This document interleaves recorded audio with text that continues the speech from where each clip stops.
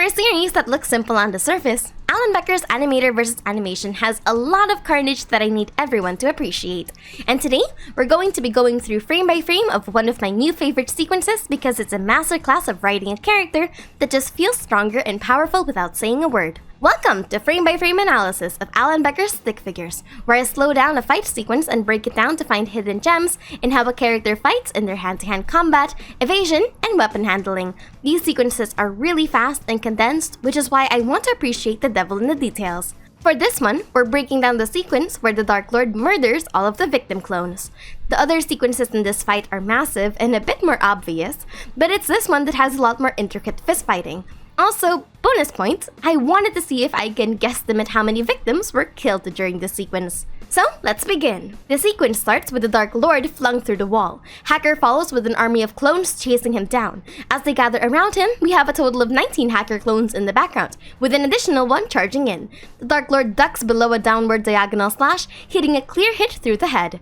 A piercing lunge misses and he smacks the hand away, while blocking an incoming two-handed slash. He backhands those hackers away and simultaneously blocks and dodges two new ones, killing both with a slash through the torso. The Dark Lord stays on the defensive as two more do a downward slash, but he makes quick work of them, killing another one in the process while jumping in the air to split kick two. He kills the one in the back by ducking down to dodge an aerial attack while slashing the clone in the legs. He catches an attack from a clone jumping down before grabbing the sword and piercing it straight through the head of another clone. He blocks the sword with one hand and kicks the other disarmed clone backwards.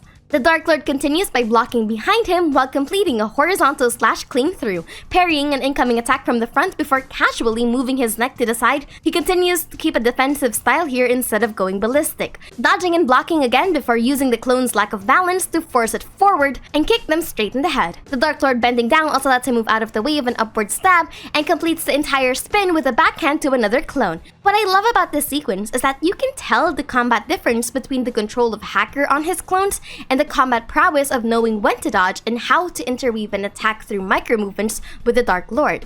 The Dark Lord's attack patterns aren't just carnage for the sake of carnage, but rather a stance so compact and precise that it's impenetrable. Going back, he completes the retaliation by slicing this victim in half and then stabbing into the clone that lost balance, bashing it in the face for safety measure. Two of them try to dive for him, but the Dark Lord literally grabs onto one of them because they're wide open. Four more try to jump him, but they leave themselves vulnerable with five of them gutted open clean. We get a slow-mo of the real hacker diving for him, but he's just cleanly dodged. Same goes for the next two victims of this massacre as they try to go for a flank. The Dark Lord blocks from the front before grabbing the clone by the neck and throwing him overhead. The spin is justified as he does a two-strike parry to the hits behind and below him. I love this slash as he continues the trajectory upwards and carries it over to parry the clone behind him, completing the full circular parry. He ducks down to avoid the real hacker but misses the retaliatory strike. He goes back on the defensive and fights three of them at the same time, dodging a downward strike to the front, blocking a lunge, and another attack to the face before striking back. A tidbit that I like in the sequence is that because he's caught at a pretty bad angle, his primary form of maneuvering is a rotating footwork to maintain balance, as opposed to dodging directly with the upper body like ducking down or what he was doing a while ago. However, because his balance has been broken, this is exactly what Hacker needs to kick him right in the jaw. The Dark Lord is sent flying, but he's able to catch himself. And this is where we see a turn in the battle. Absolute aura in the back here as he grabs the sword and straight up decapitates this clone. And again, if Alan Becker were in literally any other media, this would be R18 for violence and gore. And during this moment, we see an entire shift on how he does his fighting tactics. When Hacker actually gets one hit against him, we see that the Dark Lord reduces his evasion and starts straight up hacking and slashing the clones. But noticeably, we see that he stops absolutely caring about blocking or being careful anymore. The Hacker clone slashes through the Dark Lord's head before getting cleaved right through. Another clone to the front gets slashed at the torso before another clone's able to cleave a sword right through the Dark Lord. That victory is short-lived as the Dark Lord separates his head from the rest of his body.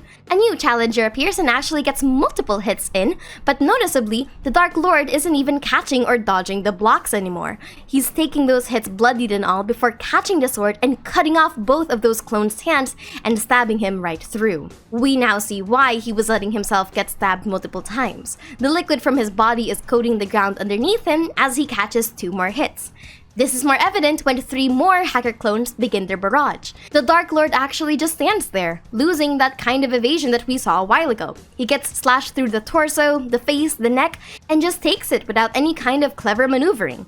But we see that he's able to retaliate when he cleaves the sword clean through their faces. The real hacker comes along and elbows him in the stomach before beginning to deliver a flurry of blows to the chest, jaw, and face, until we get the final culmination of the whole sequence, the rationale of why the Dark Lord was letting himself get stabbed so much. The trap coats hacker and we get our final murder count of an additional 10 hacker clones stabbed. When we freeze the frame here, we see that 15 are actually alive, but by the end of literal seconds of not seeing them, the Dark Lord is able to completely erase the board. I love this sequence so much because it really highlights what a deadly fighter is without going back into the trap of, oh, look at me, I'm a really scary enemy, I'll just punch you to death.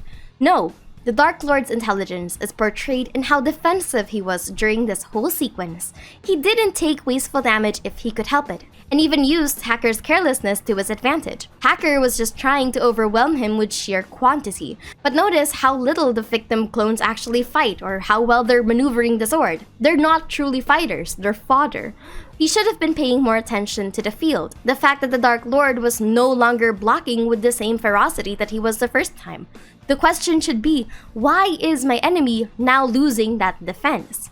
Because that's how you set up a combat trap. The tactics shift and you only have mere seconds to notice it.